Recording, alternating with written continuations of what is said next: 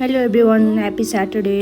आज चाहिँ चरीकोटमा एकदम दिउँसो ठुलो पानी परिरहेको थियो। त्यस पछाडि चाहिँ मैले एउटा रेमेन खानु पर्यो, आज ट्राई समथिङ न्यू भनेर चाहिँ यसो गुगल गर्दाखेरि चाहिँ सबैभन्दा मिठो राम्रो भनेर यो एउटा वान अफ दिस रेमेन भेटाएँ है।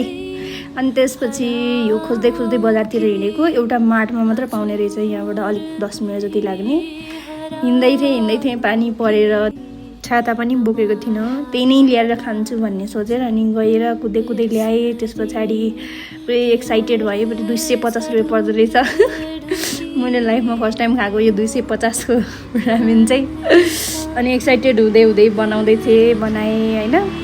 अनि त्यस पछाडि सिजनिङ्सहरू मिक्स गरेँ।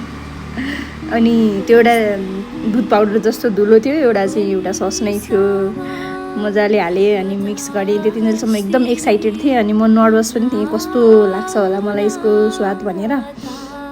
अनि त्यस पछाडि ग्यामगुम पारेँ है मैले मस्तसँगले। कुना काप्चाको टुक्रा टाक्री सब निकालेर मस्तले मोलेँ।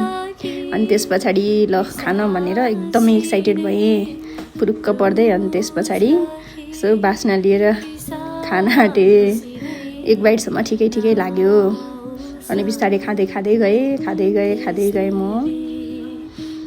अनि यो चिजको फ्लेभर भएर हो कि अब यो चिकन फ्लेभर भनेर त लेखा छ बाहिर कभरमा, त मलाई खासै त्यस्तो नट अफ माई टाइप जस्तो फिल भयो।